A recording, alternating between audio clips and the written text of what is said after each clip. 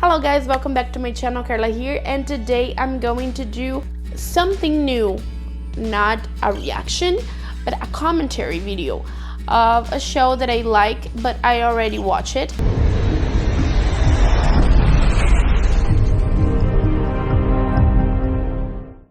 Today, it's the first day of filming of season 4 of Manifest. And why I'm so excited and celebrating this, because for who doesn't know, Manifest was canceled in June this year. It was very tough for the fans, and Jeff Rake is an amazing writer, producer, and an awesome guy. And he started a campaign on Twitter that I was glad and proud to be a part of. This campaign helped a lot for Manifest to be picked up by Netflix.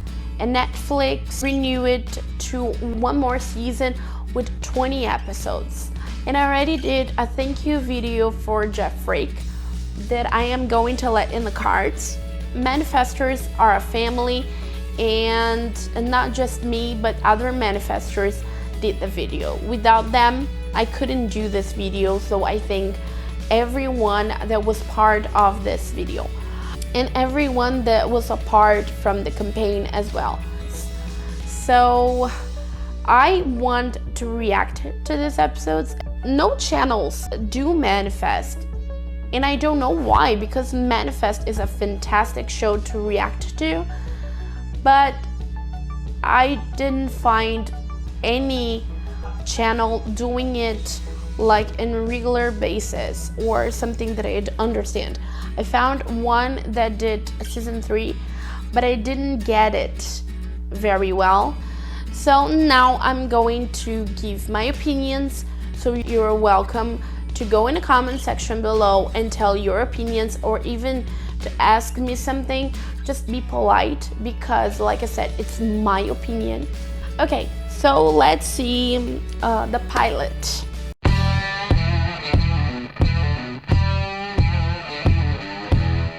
It's not just about you. This family needs something to celebrate. Okay, that's a pretty backwards reason for a wedding, but... How's this for a reason? Jared loves you.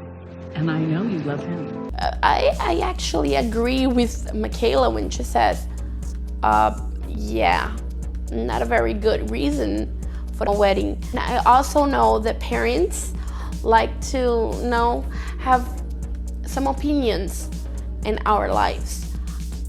But I do not agree with anyone, parents, siblings, friends, to tell you what you need to do, or trying to pressure you to do something. When you watch this, you kind of don't know how Michaela is, how her mother is, or how Jared is, or anything like that. You don't know anything like that. And the first thing you think when you watch something like this is, if someone is divided, doesn't know if to say yes or not to a proposal, it's because she's not sure. So let her put in the scale if she should marry with him or not. Let's just put a scenario here. We don't know anything about anybody here.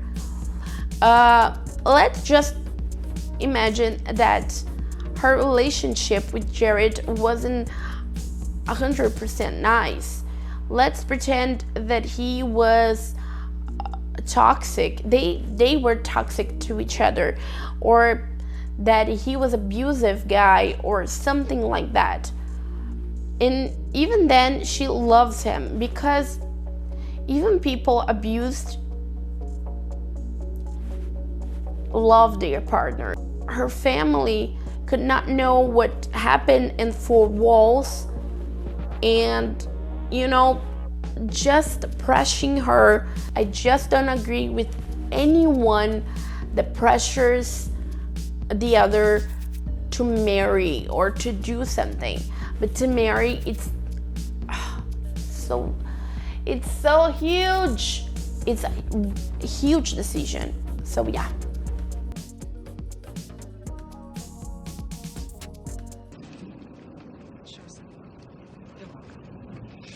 Mom's not wrong. Jared's not going to wait around forever. Great marriage bet, Doc. Thank you. Why are you fighting this when all it's going to do is make you happy? It's all we want for you. I think she's right.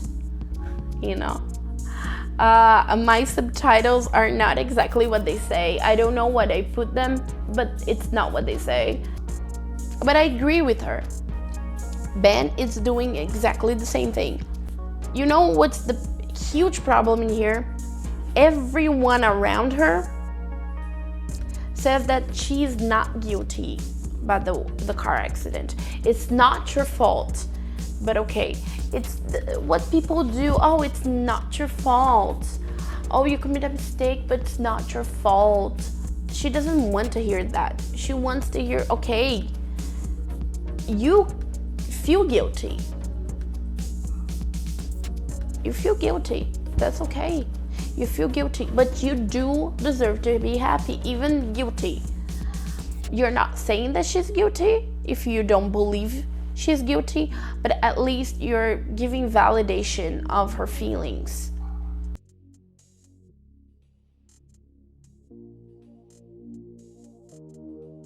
She doesn't need this confirmation of others. If she doesn't want, she doesn't need to do it. But nobody says, oh, I am with you. What it's the feeling? If I say no, everyone's going to turn against me.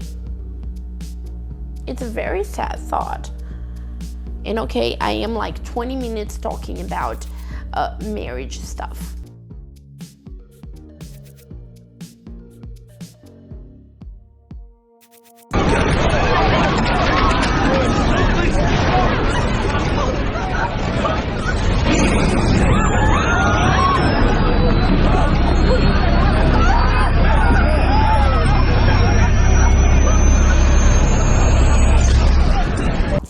Sorry, but I never traveled, so I never been in a turbulence before, of course, but that would scare the shit out of me. And I am watching a few stories about accidents, airplanes. I am a subscriber of a channel. They're telling about stories about the accidents that happened and what caused the accidents. And one thing that they say, it's like a mantra, turbulence doesn't drop a plane. But this, yeah, I wouldn't be like, oh, it's just a turbulence. No, I would say the plane is like dropping already. Something happened to it. I don't know. Is there anything crazy important on there? Only 6 weeks worth of research data. I would say don't worry, Samvi, don't worry. 6 weeks of research data are safe because apparently just the screen broke, not the hard drive. But I would say that it's okay. The hard drive is okay. So if you just took it into, you know, a specialist, I am not a specialist, so I believe. But Felicity Smoke it is, and I'm sorry, but she recovered the hard drive of a laptop that was actually shot at. So, I know, it's not a good example. Montego Air 828, level 1, 5000. This is New York Approach. Repeat your call sign, please. We are MA 828. You know something, I said that I am watching videos about plane accidents and things, and the guy that is telling you, he's explaining things, how it works in a plane. And one thing that he actually says is that the one that talks with the control tower, it's actually the co-pilot. So why is Daly he's the captain. Why Daily is talking with the tower while Muta is in his side? I don't get that. I may be wrong, but I don't think I am. But if you know why, if there's any other explanation, you can let me know in the comment section below. Repeat. Montego Air 828, Montego Bay to JFK. Copy that? Anytime now.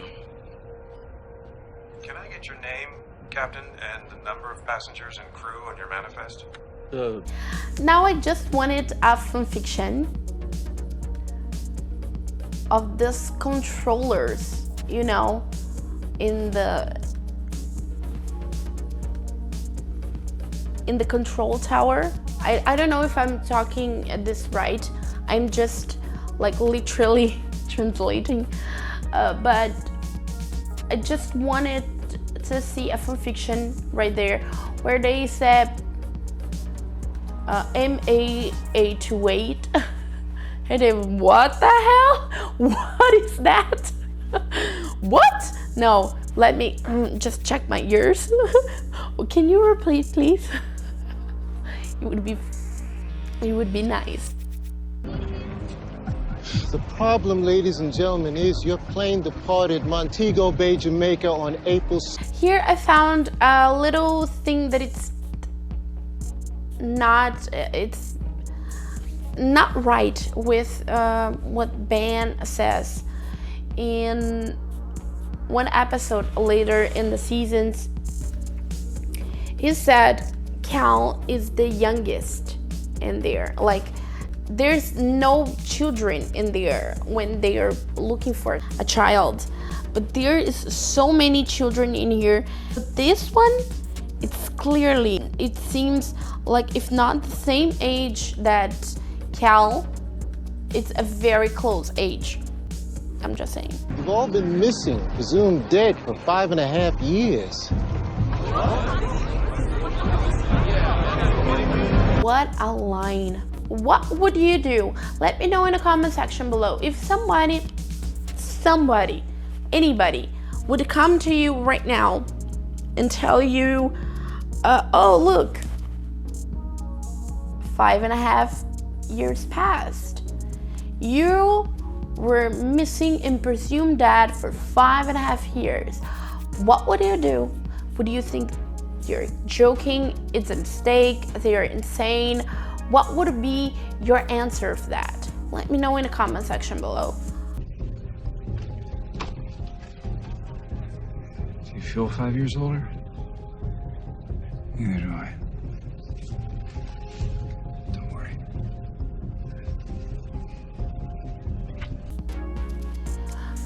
You know, maybe what Ben thought in that moment, we can't imagine what someone would think in that moment, but I believe in that moment when he said, do you feel 5.5 years older? And Cal says no, and he says, neither do I, and everything's gonna be okay. It's just like it's a mistake. Of course it didn't pass 5.5 years. Or it's a joke, like a huge and orchestrated joke that I don't know what they would do that, but a person in the situation could think that it's like a massive joke. Or he thinks, well, a plane disappeared 5.5 years ago, and now they think it's ours, but it's not. We're not. I believe that's what he says when he said, you know, 5.5 years later. Or like, because Cal was worried he was going to die, because 5.5 years later, 5.5 years passed. So he's like, oh, if you don't feel older, so you're going to be fine.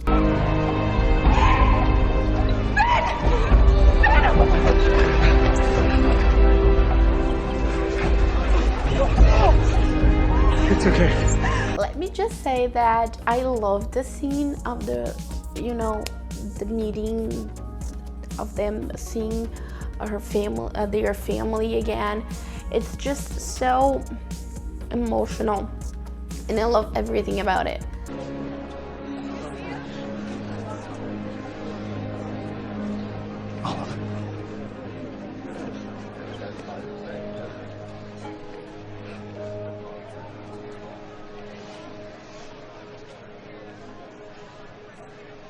So I believe this is why they are twins, because they have this connection, even they're being older.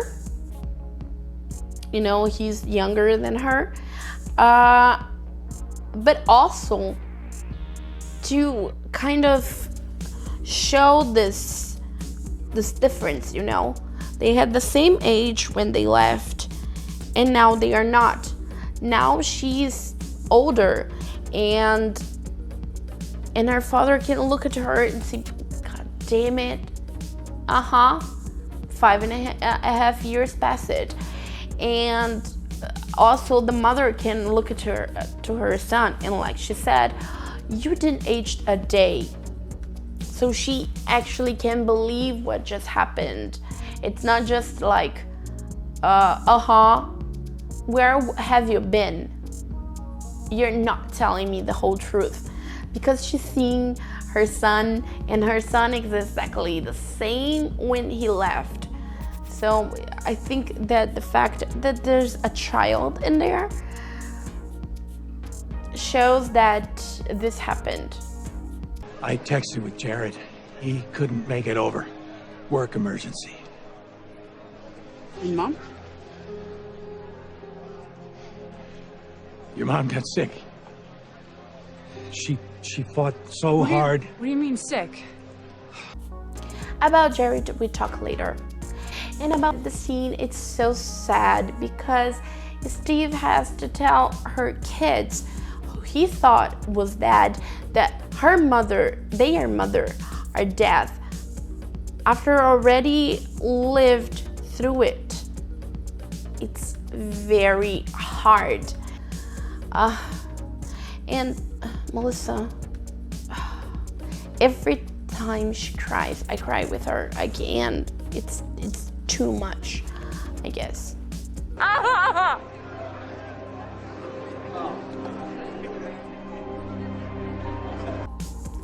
So one thing that I think it's very nice they did, they actually put Sylvie right up here.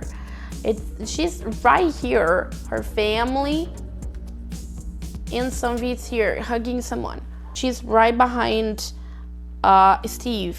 I think it's very nice. Hey, can I use the phone? Yeah, of course. We gave up the landline. Just thinking, she wasn't even afraid that Danny sent her a message while the phone was with Michaela. I would be like, really? She's asking my phone? No, this is not gonna be good. Don't want Miss Bad Influence hanging around the kids. I would get... Michaela, no. Michaela, this is your home. For as long as you'd like. That's ancient history. It was 2 days ago. For me. I'm still the same script that you said goodbye to in Jamaica. You know, this is a good scene to prove that when we said everyone changed in this, we tend to believe that Jared, Grace, Olive, that all this, they were leaving the 5.5 years, change it. And that's true, they did change. But Ben, Michaela, they already changed too. And in this scene, it's possible to see that Michaela changed because in this 1 day, 2 days, it's not very close to see, it's not very well to see, but she's saying how she was 5.5 years later, that for her it's like 2 days ago. She was basically a troublemaker, the Miss Bad Influence, like Grace called her. and she had problems with Grace because of that. But after that, Michaela doesn't act like this anymore. All things. Are you okay? This is the only calling that wasn't explored, as long as I know. This is the only, calling that had a meaning more than just like a reminder or someone telling that all things work together for good, like all things. She still have a job here? Technically, you still remain on desk duty. I'm guessing we can drum up a desk for you when you're ready.